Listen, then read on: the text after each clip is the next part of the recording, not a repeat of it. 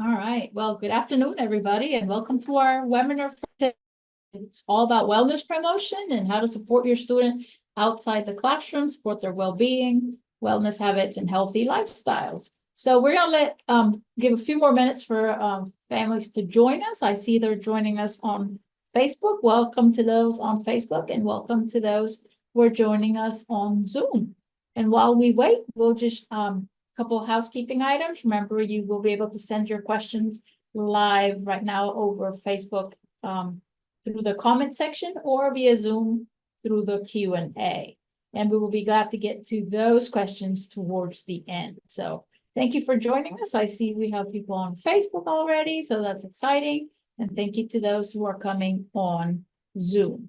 A couple of other housekeeping items. Again, you will be able to view the webinar after we're done on Facebook, as well as the other webinars we've already had this summer. So we invite you to go back and share them with your students or with other family members who may not have been able to join us for the previous webinars. And also our webinars will be uploaded to our website, uab.edu/families, with captions within a couple of days. So there's plenty of information, lots of questions can be answered by looking at the webinars. And of course, if you have additional questions, don't hesitate to send us an email at families@uab.edu, and we will route those questions to the respective campus partners for great answers. So as we wait, and thank you again for joining us, we would like to welcome Micah Morella Hughes today to our webinar. She will be conducting our webinar. She works as Department of Wellness Promotion. So Micah, thank you for joining us today. I'll let you run through the introductions, and thank you again, families, for joining us today. It's all yours. All right, thank you, Carmen. Good afternoon, families and new Blazers, or maybe continuing Blazers if you have other students that are a part of our campus community. I am Micah Harrell. I am the Director for Wellness Promotion, and I am excited to be speaking with you today about our department, about what we do, how we support your student, and how they can get involved with us. So really, wellness is such a big word, and really our role is to support students outside of the classroom. Lots of the decisions that they're making can affect their academics and just their personal lives and their personal success. And so we're here to support them. Here's a quick overview about what we're going to talk about today. I've got a lot of information, just going to really hit on some highlights that my hope is that you'll be able to continue the conversation with your student and then connect them with us once they are here on campus. So my team consists of myself. We've got two assistant directors who work with us to prioritize some of the topics that we cover, but we actually have a much larger team than the three of us because we work with students. We've got a number of students that volunteer with us as well as work with us for paid campus positions. And I'll talk more about how your student can get involved and what those students do with us a little bit later in the presentation. So wellness, like I said, is a very big word.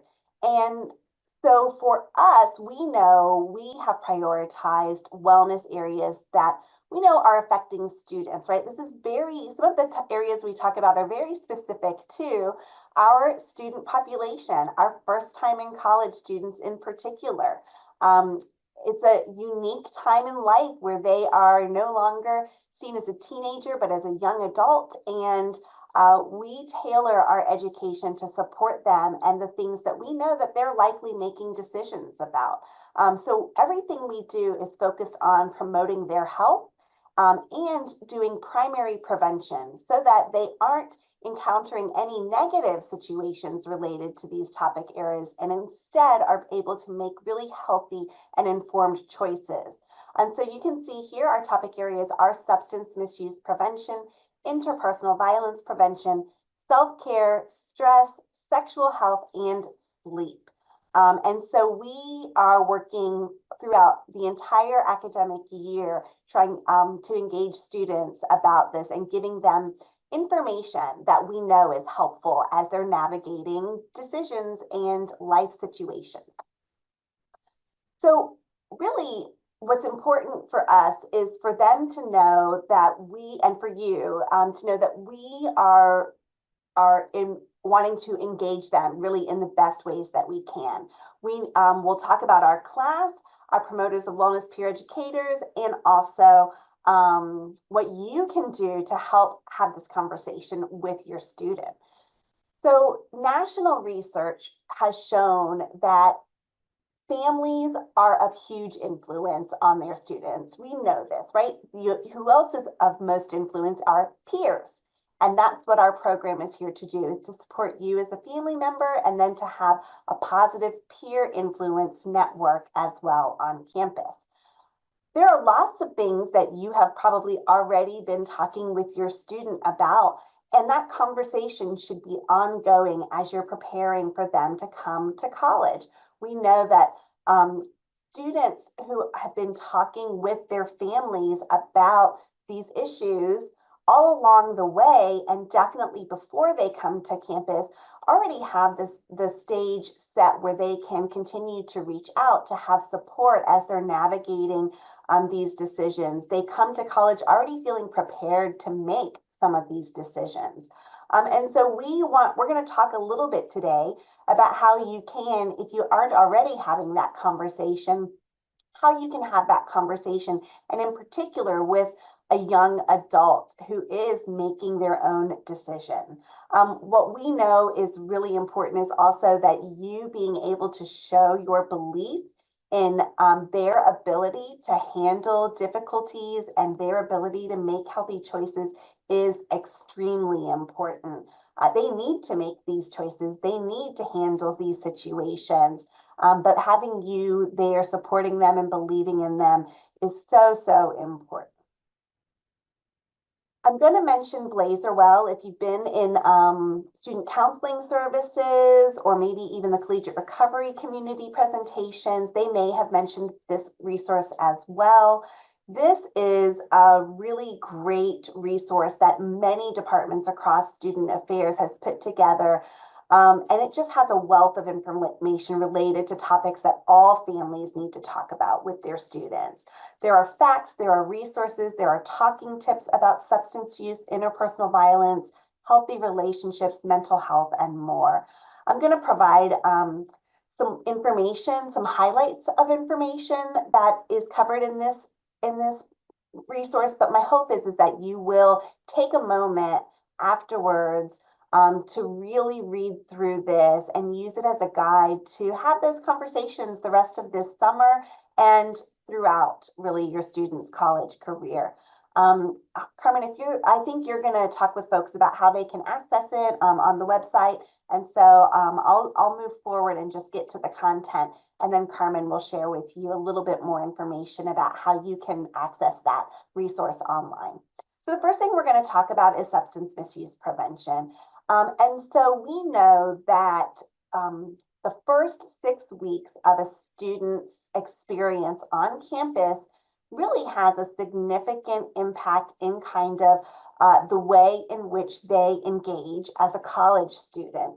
And so we really, there's something that in the field of wellness and health promotion in university settings know is this called the college effect, right?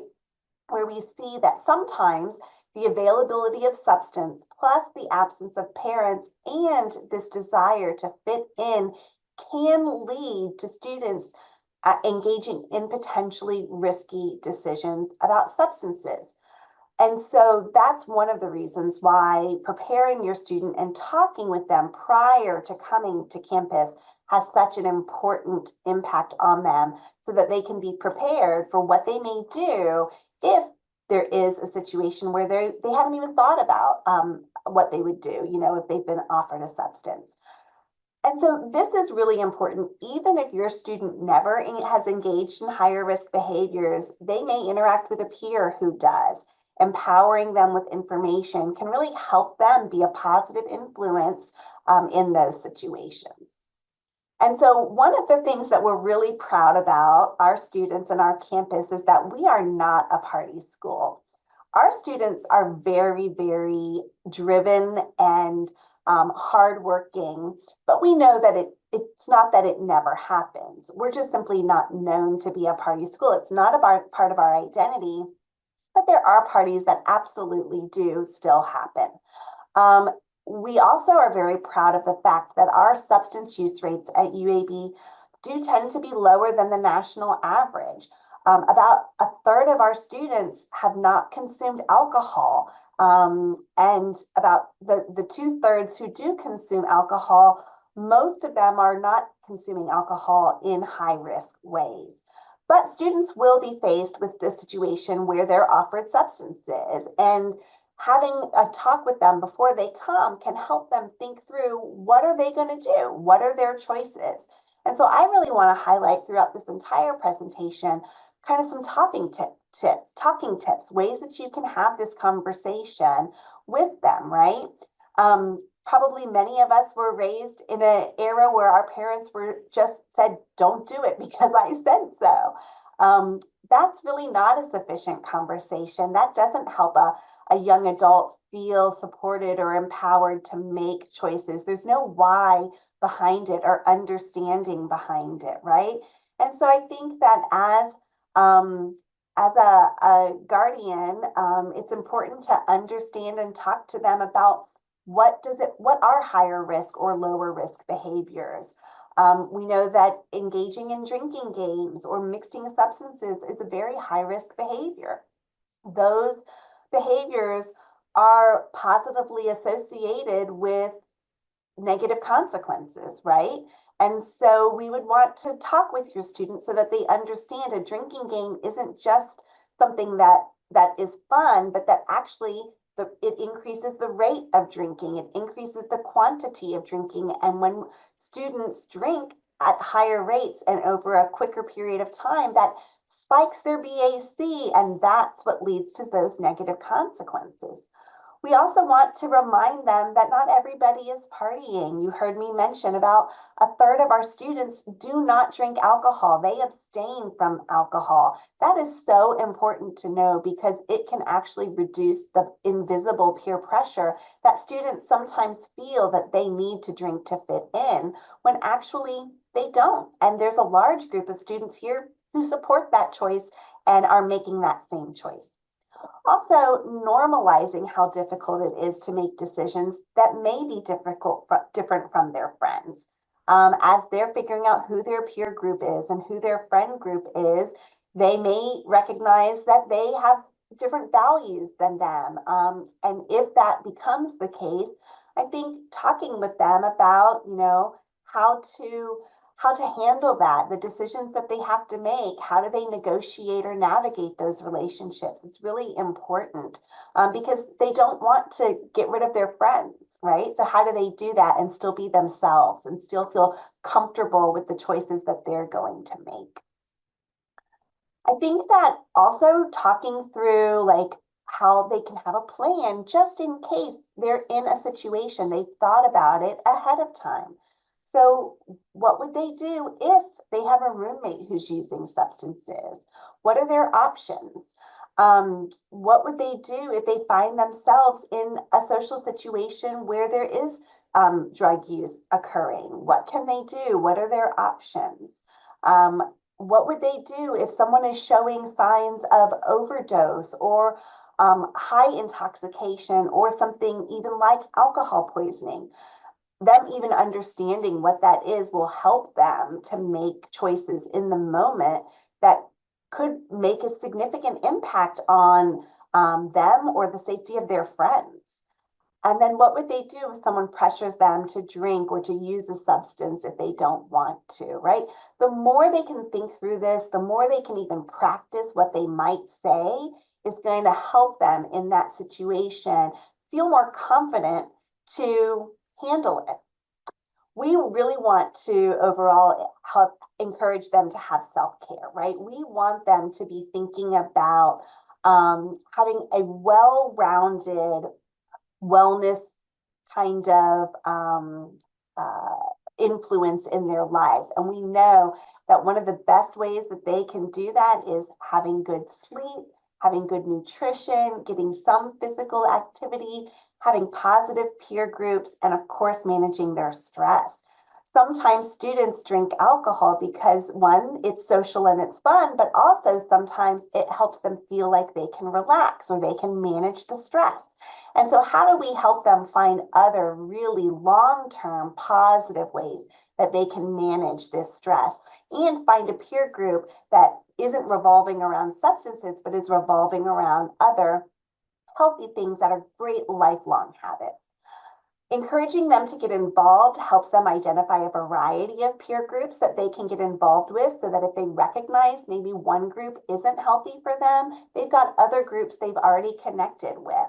And then, of course, we would want them to engage with us because we will be teaching them and talking with them about the kinds of things that their parents, they don't always receive from their parents, but our students who are talking with them about these things, it's much easier for them to receive this information. And it's a student saying it. And so they're being influenced by the student culture, which is really a great way for us to be talking with them about this. I'm going to move into interpersonal violence prevention. And so interpersonal violence, again, is a very broad term, and it really can, what we address is things like sexual violence, dating violence, and stalking. But this can also include other kinds of relationships, right? So maybe it's romantic relationships, but maybe it's also roommate relationships or friendships. When we're talking about healthy relationships, those things really go across the board in terms of the kinds of relationships that we're encouraging students to have that are healthy. What we do is identify aspects of healthy and unhealthy relationships, and we encourage students to challenge outdated norms that sometimes promote unhealthy characteristics. So, for example, jealousy, control, issues of consent. We're talking with them. And really, we are doing this through a lens of promoting positive behaviors. That is really important for us, right? We recognize that everyone can be affected by this issue, and everyone actually has a role that they can play in creating a culture that promotes healthy relationships. We know that college really is a key time to intervene and help students think critically about these issues. As young adults, they often feel more emboldened in navigating their relationships independently, right? And so we know that they need to know about not just unhealthy relationship characteristics, but healthy ones too. Like conflict is a natural and normal part of interpersonal relationships. But how do you do that in a way that's healthy? We talk about this as fighting fair. Having good communication, really being able to express yourself, what makes you happy or unhappy, what makes you comfortable or uncomfortable, being able to assert your boundaries, know what your boundaries are in your relationships is very, very important. And to be able to do that in a productive way versus a antagonistic way is going to help our students navigate these things as issues arise. Consent education is extremely important. Students, people, humans are consenting to things all the time, every day. Can I have a French fry? Can I borrow your pen? There are things that we're doing all the time where we're asking consent. But when we think about consent as it relates to sexual behaviors, all of a sudden people think, they get really weirded out. We just want to normalize, like, everybody asks for consent all the time. And that's like a great way to show respect for people. And then, of course, bystander intervention. There's been a lot of programs in the K through 12 system that talk about bystander intervention as it relates to bullying. And this is such an important transferable skill for everything in life. Anytime someone is at risk and it's safe for a person to intervene to assist or to reduce the likelihood of harm is something that we should all be doing. And so we talk about this in terms of supporting each other as a member of this community, that if we see someone else is at risk, that we would want to step in a safe way and in a way that we're comfortable with to reduce the likelihood of harm.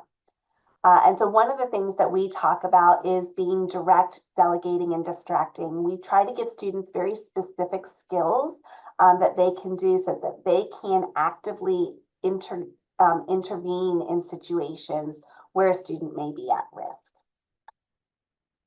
When you're talking with your student about this topic, I think this one, above all of the other ones, is probably the most difficult and the most sensitive. And so what we would encourage you to do is to really expand the definition of a relationship. They may not want to talk about a romantic relationship, but they may be more open to talking about a friendship or a roommate relationship. And again, these characteristics of healthy and unhealthy really traverse across all of these relationships. And it is also important to recognize that they may engage in romantic or sexual relationships. And so they're going to need to really think about how are they going to navigate, how are they going to communicate, how are they going to set boundaries in all of these relationships. That's very important for them to be thinking about. Encouraging them to be an active bystander when it's safe for them to intervene is something that you can talk with them about. And then, of course, familiarizing yourself with UAB resources if they experience interpersonal violence. Things like student counseling services, student assistance support, and Title IX. And again, thinking through kind of helping them have a plan. What can you prepare them for? What will they do if a roommate is disrespecting their space or their things? What would they do if their partner is jealous or controlling? What would they do if someone is pushing them past their boundaries? You know, really empowering them to think through what they would say. The more they think about it, the more they practice it, the more comfortable and confident they'll be in the moment to be able to handle it. But also, we want to encourage them to think ahead of time through their boundaries with their roommate, right? Don't wait till it gets too terrible. If there's something early on where you recognize your roommate's eating your food, you might want to talk about that early on. Don't let it go. The best time to talk about a boundary being crossed is the moment that it is crossed. What are their boundaries with their friends? Maybe they might have to say no because they have a test coming up that they need to study for, even though their friends want to go out or their friends want to hang out somewhere where they're not comfortable with. How do they do that? What are their boundaries with their partners, with their body? How are they going to communicate that? And what will they do if their boundaries aren't being respected? And then you empowering them by just helping them know always that they are valuable. Sometimes students, this is a time in life where sometimes people really struggle with their self-worth or their value. And what's most important is that you are saying to them, like, you are so valuable, that you are somebody who is worthy of being treated well by everyone in your life. Encourage them to trust their gut. Sometimes things don't always add up, but there's something in their gut that just says, I'm just not sure about this situation. That's okay. Trust your gut. That helps them feel like you have confidence in them and their intuition. Encourage them to be firm when needed. Not to wait until things get out of hand, but to do it early and often if they have somebody who's crossing their boundaries or disrespecting them. And this one I think is a really important one. I heard someone one time say there are, 9 billion people in this world and not everybody needs to like them. There's going to be many, many people who don't like them, but they just need to find a few who do and that who they like that. So not everyone needs to like them and they don't need to like everyone, but respect isn't optional. Everybody should respect them. And then let them know that you would believe them and never blame them if they experience violence. So often people who experience violence blame themselves when really we know 100% of the responsibility is on the person who committed the violence. No matter what a person does, they are never at fault for the violence someone commits against them. And it's really important to be the other portion of the argument because so often they will be blaming themselves. And so we would want them to know that they have your full support if something like this happens to them. Sleep, stress, and self-care are also essential. This is what students really talk about. They often aren't talking about substance misuse or substance use. They often aren't talking about interpersonal violence until something happens. We try and engage them around those topics ahead of time because we don't want them to wait until, right? That's why we encourage you to talk with them about those things as well. But students are stressed, humans are stressed, right? We never have enough time for self-care. College is a very, very demanding time, and sometimes they're making choices to forego sleep even to handle all of the things that they need to do. And so we really want to kind of dispel this myth that college students don't need to sleep. College students absolutely 100% need sleep, just like every other human in the world, to function at their optimal level. It is absolutely foundational for their physical and mental health and learning. When we forego sleep, it exacerbates our stress. And so sleep is a critical stress management tool. Students in the ages of 18 to 24, which is our undergraduate student population, need 7 to 9 hours of sleep per night. The science is clear on what the body needs for optimal functioning. And this is regularly. This isn't really an average where a student sleeps 12 hours on Saturday and 3 hours on Monday. You know, having a healthy routine where they're averaging 7 to 9 each night is really important. Talk to them about how can they do that. They may feel like it's impossible because they have all of these assignments due. Maybe help problem solve and being that kind of sound advisor, encouraging them to prioritize their sleep, because that actually will help them do better on their assignments and better in their quizzes, even more so than pulling an all-nighter studying would. Encourage them to set up their room and their sleeping space to be quiet. I encourage the use of sound machines because, of course, they have roommates and they live in a communal space. But what can they do to set up the environment within their room? Have something comfortable, right? A comfortable mattress, comfortable sheets and pillow. We really want to also be talking with our students about their caffeine awareness. It is very normalized these days to kind of drink energy drinks and Starbucks and coffee kind of throughout the day. But if they're realizing that they're having, you know, an energy drink at 7 o'clock at night and now it's midnight and they can't fall asleep because their body is still reacting to caffeine, that is a really important thing for them to be thinking about and really kind of planning, like, when's my last caffeine drink so that I can get this quality sleep every night. And then, of course, putting their phones away. We know that not only does blue light interfere with our REM, or excuse me, the release of melatonin in our body, which helps us feel sleepy, but also students' sleep is being interrupted regularly if they are not putting their phones away, checking and texting kind of notifications potentially throughout the night. So I hope that you will really talk with them about the importance of sleep and recognize that, yes, they are young, but really their bodies still need it. Stress. One of the things that we want to do with stress is to normalize that stress is normal. Everybody has stress, and everybody just has to learn to manage stress. And when we say manage stress, we don't mean that it's going to go away, because we will always have some sort of stress in our life. And so we've got to figure out how to just best manage it.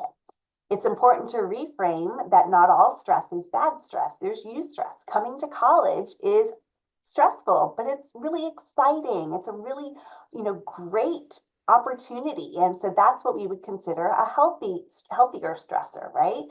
And then of course there's distress, and that's what most people talk about when they think about stress. as their guardian, one of the best things that you can do is really believe in their ability to handle the stress, right? Really understanding that the more we learn how we can handle and sit through stressful situations, the more we grow as individuals. And so I really think having this growth mindset, that's really difficult for you now, but I bet you're going to be able to figure this out. I know that you will. How can you figure this out, right? Letting them do a lot of that problem solving is really important. And also recognizing that struggle is hard, but it is also important. Life is going to be full of struggle. This is in a campus environment, a time when they can start to figure out how to get through those difficult things so that they can continue to grow, so that they can continue to believe in themselves and feel confident that they can handle difficult things. It is really important to understand the difference between discomfort and distress. Distress is when we may need to say, you know what, this is too much to handle on your own. Let's link you up with some resources. Let's connect you with counseling services. Um, let's support you maybe more in a more hands-on kind of way. But discomfort is happening all of the time, right? When we're navigating all of these choices, or we don't get the grade that we want, or we feel like we have too much on our plate, right? And so really understanding the difference between discomfort and distress in how we then support our student. And then finally, self-care. And this is something that really what we want is for students to be thinking about how are they infusing self-care into their life consistently. I would ask them, what's your self-care plan, your long-term, your continuous self-care plan, right? What are you doing on a regular basis to help you prioritize your self-care, and also that helps you manage your stress? Um, what quick strategies can they use when they feel stressed? Because sometimes in the moment, something they didn't anticipate comes up. Can they breathe? Can they call a friend? Can they take a walk? Can they, what can they do that's going to help them? And every person is different in terms of what works for them. So I just really did a whirlwind of some of the topics that my department talks about, and really geared towards you having these conversations with your student and helping them think through these situations. I think that as a guardian, you're in a really unique time as you bring your student to college. And so we have this concept of moving from coach to consultant. And this is a concept where we really encourage guardians to embrace. Your student is moving from a teenager to a young adult, and they will have freedom to make choices in ways maybe they've not had before. There will be struggle as they find their way. How can you support them without fixing things for them? How will you handle decisions they make that you may not agree with? How can you help build a relationship where they want to talk to you because you give them the autonomy to make their own choices? And so it's difficult to how that role changes. And so some talking tips for setting the stage for that is being open and honest with them. You don't have to be an expert, and you don't have to have made all the perfect choices yourself. I think just being a human and normalizing, or even sharing, your experiences, or saying, let's look that up together, let's learn together, really helps you become a friend, a coach, right? Avoiding lecturing or arguing. And that can be really difficult if our students are making choices that we don't agree with. I think, though, that, if you find yourself getting heated, or if the conversation isn't productive, pausing and coming back to it later, still having the conversation, but figuring out, how do I do this in a way where this person is a young adult and I'm a coach, I'm a friend. I'm not gonna tell them what to do, because they're gonna make their choices anyway. I think one of the other things so often is that our students want to share their successes, but sometimes don't always want to share their struggles. And so I think that letting them know that you are there to celebrate all the amazing things that they're going to accomplish while in college, but also that you're there to support their struggles. And that everybody struggles, and that you would want them to share those with you, not to fix, but just to support them. And that you can do that in a way that is non-judgmental and that empowers them. And then following up with them, checking in with them regularly, but not too much, asking how things are going, avoiding telling them what to do, and instead listening and supporting them. Are ways that we can navigate this change in the relationship as we move from coach to consultant. So Blazerwell has so much more information about all of these topics in terms of the facts, in terms of talking points, in terms of how you can have these conversations with your students. And so I really, again, hope that you will go back to it and review it more in depth. I want to take some time now to talk about how we can support your student once they come to campus. Because one of the best ways that your student is going to be influenced in making healthy choices around all of these topics is to get involved with us. And so we've got a number of ways. We actually do teach a 3-credit-hour course out of Community Health and Human Services. It works as a 3-credit-hour elective. It is a 400-level course, but we have actually created this course for underclassmen, and in particular, first-time college students. They will engage in an entire semester where they will be learning about all of these things. Our students do a semester-long self-care project where they're figuring out ways to prioritize their self-care as well as manage their stress. And if your student is an honors student, we can offer this as honors by contract. And if they are required to get service learning hours, this is a service learning course as well. And so this is a picture actually from some of our students where they, it's really a tight-knit group. We usually have anywhere from 15 to 20 in our class. We teach it every fall and spring, and we really hope that you would encourage your student to take this class. However, we understand not every program has room for electives in their schedule that are outside of their specific program. And so we also offer what we call the Certified Peer Health Advocate Training Program. And this is a program where students can sign up on Engage to take 4 workshops. So we have a series of 4 workshops: the building blocks of peer education, prioritizing yourself, sleep, stress, and self-care, Party Smarter, which is getting at substance misuse prevention, and then communication, consent, and contraception. And these workshops can be completed in any order. We usually have an all-day training on a Saturday one time through the semester where they can get all 4, but we offer them multiple times throughout the fall and spring semester. So this is another great way for them to get a little bit more information about our topics. And one of the things that we do is through both our Certified Peer Health Advocate program and the students who complete our course is we hire students or invite students to work as a promoter of wellness with our department.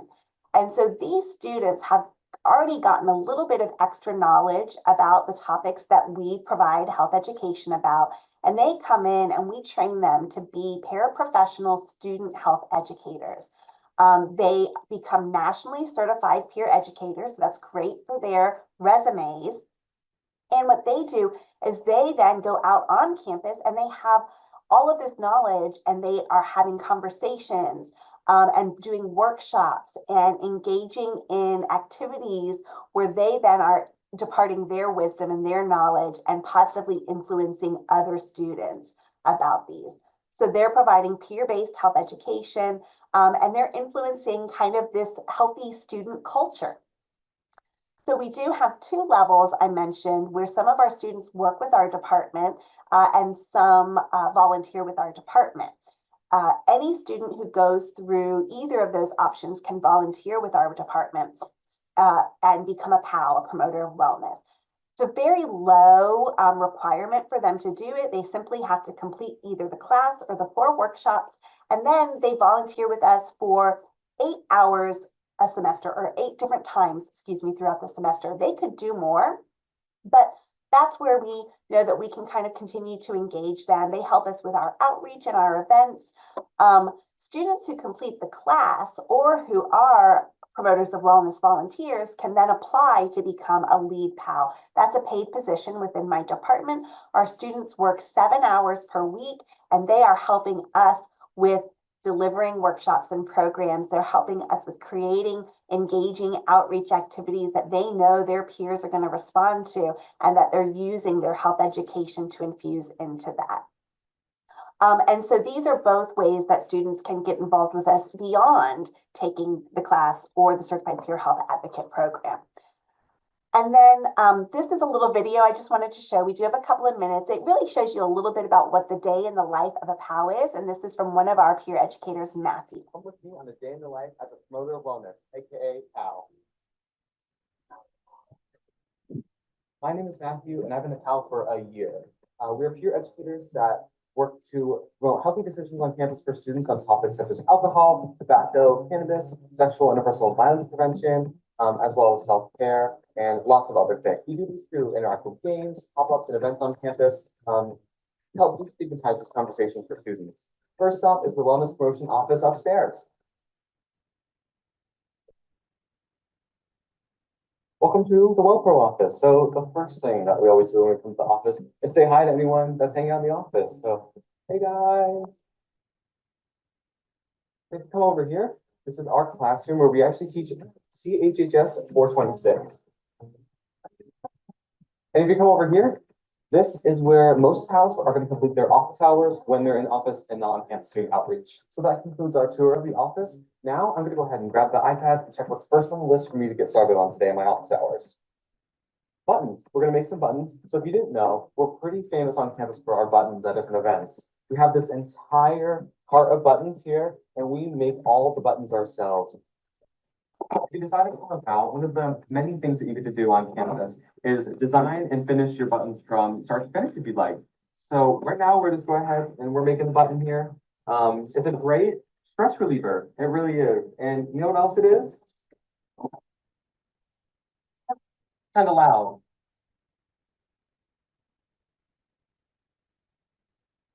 Now that I've completed button making, it's time to go to outreach.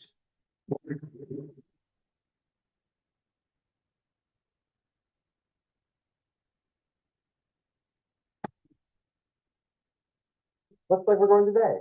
We go out on campus 2 to 3 times a week, and you can find us right here and here. And sometimes we're here. Now we're back at the office, and we wanted to show you some of the merch you can get at Outreach. We also have cool events on campus like Take Back the Night, Silent Disco, and Great American Smokeout. Did I mention? It's all free. To stay up to date with us, you can follow us on Instagram, WellnessUAB, or take our class, CHHS 426. Okay. So that is one of our promoters of wellness, and that gives you kind of a little snapshot about what our students are doing when they're working with us. We find that our students really love it, and actually we've got quite a variety of majors, from neuroscience to genetics to public health to computer science, right? And they all actually find the position pretty fulfilling and enjoyable. So we look forward, hopefully, to having some of your students engage with us and maybe become a promoter of wellness with our department. Matthew mentioned another thing that ways that your student can engage with us are events. We do a Don't Stay Silent Disco, which is really just a fun, stress relieving event. It's going to be during Stress Less Week this year in October. And then every fall or every spring, we do a really empowering community event called Take Back the Night. And so, as Matthew said, really the best way to stay up to date with all of the events that we're doing and give you and your student a taste for how we talk about what we talk about is to follow us on Instagram at WellnessUAB. And with that, I have our contact information. My direct email is right here toward the bottom, harrellm@uab.edu. And I think it's time for us to go ahead and transition to questions if there are any. Thank you. Thank you for all this information. It's very useful. And so families transitioning to college is a great experience, but it's also a new experience, not just for students, but also for families. So as Micah said, it's important to have those conversations. And while we wait for some questions, a way of having or a guide to help you have those conversations is something that we have created here at UAB. And you can find it on I'm going to share the link of where you can find it. And it should be popping up. And so you can find Blazer Well on our website, and I'm kind of show you how to get to our website. Once you log into our website on families on uab.edu/families, you'll be able to then navigate to our website. And so our page has all of these options. And so Blazer Well is right here in the center, and then it'll take you to a publication like this. And so if you navigate through the whole publication, it has lots of important tips and ways in which you can have those conversations with your students as they navigate their college experience and as you navigate the college experience as well. So please be able to, if you would like to submit your questions right now, go ahead and use the Q&A section here, and I'm monitoring Facebook as well for questions. But keep in mind that this is our webinar will be back on Facebook. It'll stay on Facebook, and then we'll upload it to our website into archives to be viewed later. So a lot of information is on our website, so please visit our website. And Micah, could you put your slide with the contact information? I think that could be helpful for our families in case they have any questions. But also families, if you have any questions, you can always send them to via email to families@uab.edu, and we will share those questions or find the campus partners who have the best answer to your question. So I'm still monitoring, and I think I'm not seeing any questions right now. So Micah, are there any 1 or 2 tips that you would like to give families as they prepare for the transition into UAB and their fall semester? Well, probably a reiteration, which is check out that Blazer Well, use it as a guide, and have those conversations before they come and follow up with them after, and then encourage them to connect with us. We know that the biggest influence that we have on students are those that engage with us the most, because they then become experts, and then are, once they know it, they can't not know it. So.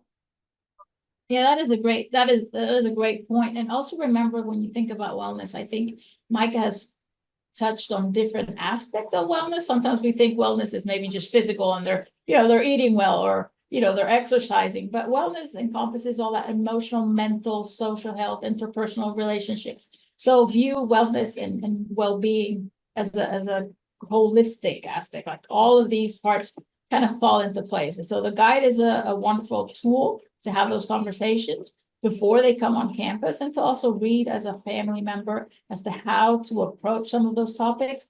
Definitely the resources that they have at Student Health and Wellness, and also encourage your students to join one of these groups.